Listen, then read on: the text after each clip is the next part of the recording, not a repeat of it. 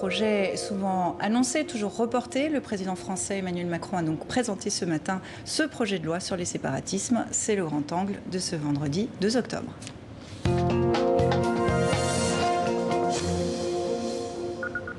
Mais c'est quoi d'ailleurs le séparatisme? On va en parler avec nos deux invités. Bélir Nabli, bonsoir. Bonsoir. Vous êtes maître de conférences en droit public. On signalera cet ouvrage, Laïcité de l'État et État de droit aux éditions Dalloz, sous votre direction.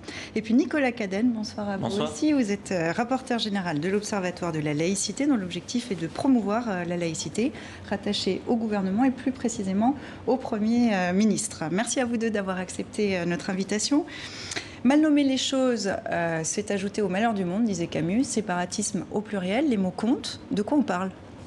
Alors, c'est une bonne question, mais ce qui est intéressant, c'est que le président de la République a tenté un exercice de pédagogie puisqu'il a proposé sa propre définition du séparatisme. Il entend par là le fait de vouloir essayer d'imposer ses propres lois, ses propres règles, en substitution aux règles ou aux lois de la République. Donc c'est une manière d'établir ou d'identifier des groupes de personnes qui afficheraient cette volonté réelle. C'est un peu flou à vous entendre quand même. Par définition, mais en même temps, il a essayé aussi d'illustrer cette définition à travers l'identification d'un ennemi, c'est le mot qu'il a employé, un ennemi de la République, à savoir l'islam radical. On parlait de communautarisme auparavant, là de séparatisme, je lisais les mots comptent. Qu'est-ce que ça veut dire? C'est une opération de communication sur ce débat qui revient tout le temps en France? Non, je crois pas seulement. Les communautarismes, sur le coup, c'est un terme encore plus flou, qui renvoie aux communautés. Les communautés en soi, c'est une existence évidente. Il y a des communautés qui n'ont pas de, comment dirais-je, qui sont normales. Il y a des communautés dans la communauté nationale, il y a des communautés propres à chaque individu.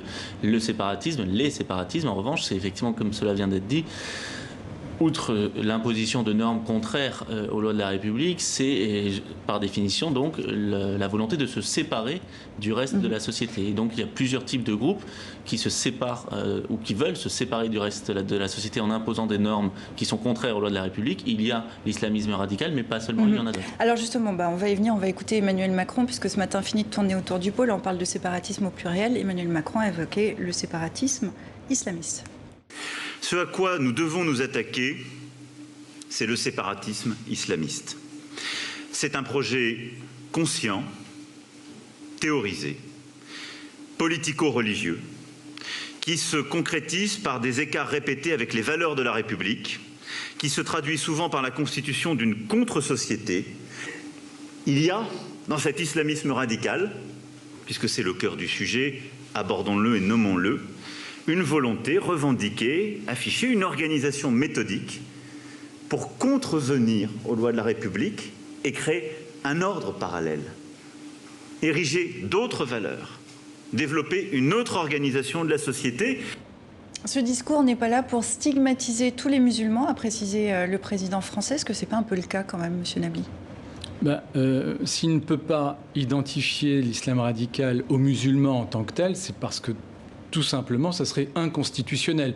On ne peut pas mettre en place un dispositif législatif qui s'appliquerait à une catégorie de personnes ou de citoyens français en particulier, du fait de leur origine ou de leur croyance. Ça serait une contradiction avec l'article 1er de notre Constitution. Donc cela, c'était interdit et impossible. Et en même temps, il vise précisément non pas des personnes, mais une idéologie. Ce qui fait qu'on a ce sentiment d'approximation. Pardonnez-moi, mais concrètement, on voit que c'est quand même des personnes, au final, qui sont stigmatisées ces dernières années. Vous seriez d'accord avec ça ?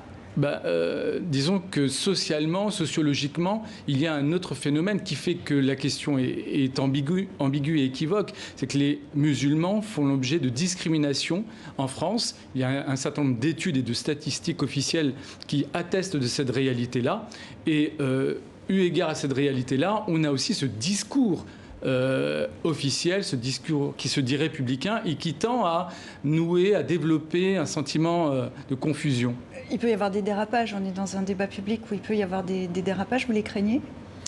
Bien sûr qu'il faut faire attention à tout dérapage. Après, cependant, même s'il a bien accentué, il a dit, vous avez cité cet extrait sur l'islamisme radical, il a redit qu'il y avait des séparatismes au pluriel. Il a redit aussi lors de ses questions-réponses avec les journalistes qui ont suivi son intervention.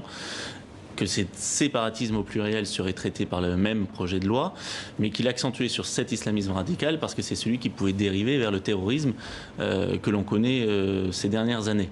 Donc ça, c'est la première chose. Après, cet islamisme radical, en effet, est à ne pas confondre avec l'islam tout court et avec les Français de confession musulmane. Il a redit également. Est-ce que malgré tout, la France n'a pas un problème avec l'islam ? Non, mais alors après, voilà, le danger, évidemment, c'est pas nouveau. On le voit bien, c'est les surenchères face à un débat passionnel sur cette question de l'islam, alors que la question, c'est l'islamisme radical. Et ça ne doit pas être l'islam. Donc il faut distinguer les choses, évidemment, pour des raisons nombreuses, mais je crois quand même qu'il a su expliquer. Il y a ces crispations autour de l'islam, mais on y reviendra. Là, on est dans le débat général. Concrètement, est-ce qu'il y a une mesure que vous retenez ? Parce qu'on est dans un projet de loi. Comment ça va s'appliquer dans la réalité ? Qu'est-ce que vous avez compris, vous ?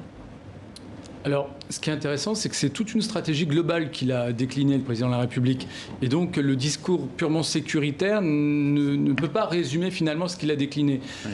Mais en même temps, il a quand même focalisé un certain nombre de mesures autour d'une idée, à savoir la lutte contre l'immixtion de pays étrangers dans finalement le fait religieux ou l'organisation du culte musulman en particulier. On parle de financement, par exemple, alors, des mosquées. Contrôle en particulier, le contrôle du financement des mosquées ou encore le contrôle de la formation des imams est une question qui est associée désormais officiellement au phénomène de l'islam radical. Je pense que c'est fondé, je pense que c'est pertinent, mais il n'empêche, le risque, il était assumé par le président de la République, mais c'est bel et bien d'avoir noyé d'une certaine manière ce type de mesures dans un discours plus général qui tend finalement à assimiler musulmans, islamistes et finalement terrorisme. Emmanuel Macron, dans son discours, a prononcé des mots qui sont assez forts. On va l'écouter.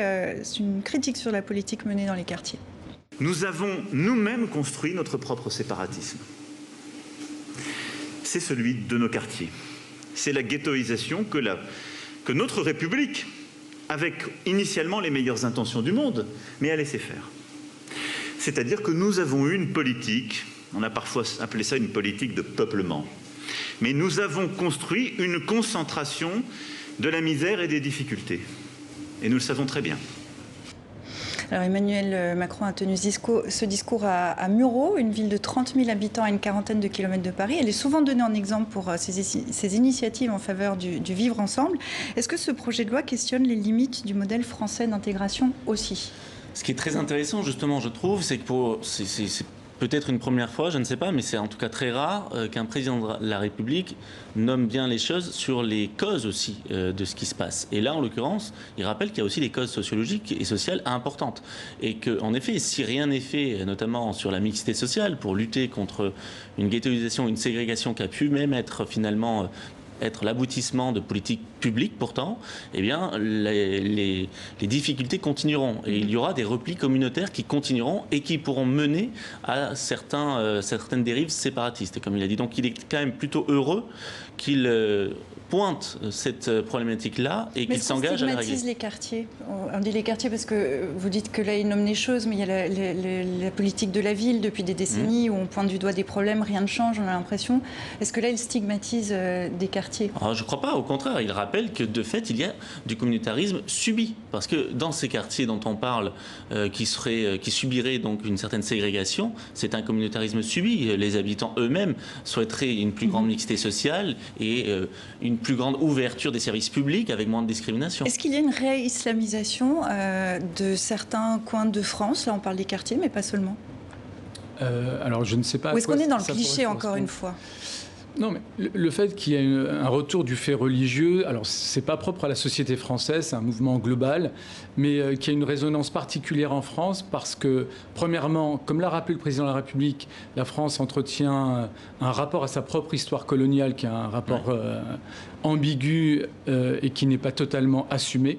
Or, les enfants de l'immigration issus précisément des anciennes colonies tendent à assumer, à redécouvrir ce passé colonial avec une République qui, elle, a du mal à faire face. Donc c'est ça qui aussi nourrit les crispations. Et il est quand même assez salutaire du côté du président de la République d'avoir souligné cette dimension-là, parce que ça fait partie des tabous républicains. C'est un discours assez offensif, peut-être, mais quelles sont les solutions? Parce que là, effectivement, on parle éventuellement de laïcité, etc. Mais comment réintégrer, comment aller chercher ces personnes-là? Est-ce que là-dessus, dans son discours, il a dit quelque chose? Ce que j'ai trouvé intéressant et positif dans son discours, c'est précisément l'approche transversale et globale. Il ne s'est pas concentré sur la dimension coercitive, c'est-à-dire le fait de sanctionner et de contrôler. C'était nécessaire du côté, encore une fois, notamment des sources de financement des mosquées radicalisées. Mais ça aurait été insuffisant. Et l'intelligence de ce discours-là, même s'il est critiquable sur d'autres aspects, mais l'intelligence de ce discours-là, c'était notamment d'établir un lien avec d'autres dimensions, y compris la dimension mémorielle, c'est-à-dire établir un lien entre la difficulté d'assumer des pages de notre histoire et aussi les questions d'identité auxquelles les citoyens français sont confrontés, et donc le phénomène de l'islamisme radical. Et donc ça permet de complexifier la chose et de ne pas avoir le sentiment que l'islamisme radical en tant qu'idéologie, ça soit quelque chose d'extérieur à la France, ou que ça soit un phénomène spontané. Vous parliez des citoyens français, on le voit au fil des sondages, au fil des ans. La religion, la laïcité ne font pas partie des préoccupations qu'ils mettent, eux, en avant quand on les interroge. Est-ce qu'il y a vraiment une urgence à légiférer? Est-ce que cette loi est nécessaire? Puisque Emmanuel Macron lui-même en campagne disait « l'arsenal est là ». Il y a des dispositifs techniques à apporter pour rendre la loi mieux applicable. Je vais vous donner des exemples. Aujourd'hui, en effet, on ne dispose pas des outils nécessaires à assurer la distinction loi 1901, loi 1905 pour les associations, ce qui fait que vous avez un peu de confusion des genres avec des associations qui font du religieux, du culte, mais qui se mettent en loi 1901. Ma question c'était, parce qu'il a changé quand même de positionnement entre la campagne et maintenant, est-ce que cette loi est utile vraiment? Est-ce qu'il n'y a pas tout l'arsenal Non, comme je vous dis, pour des points techniques, on a besoin de passer par la loi, c'est comme ça. Et il faut un projet de loi, il faut une loi. Alors c'est là où peut-être on n'est pas totalement d'accord, encore que le fait qu'on puisse établir des mesures telles que celles qu'on a signalées, c'est assez légitime. Il n'empêche, essayer de mettre en place un dispositif dans une loi en particulier qui serait débattue à l'Assemblée nationale en particulier également, risque de polariser encore une fois la vie publique et le débat public en France sur des questions mal contrôlées, mal saisies et incontrôlables de la part, y compris de l'exécutif, même s'il a des bonnes intentions. Et un débat public qui va continuer dans les prochaines semaines. Après le Conseil d'État, le texte devrait arriver en Conseil des ministres fin novembre pour une discussion parlementaire en début d'année prochaine. Bélire Nabli, merci. Nicolas Cadel, merci à vous.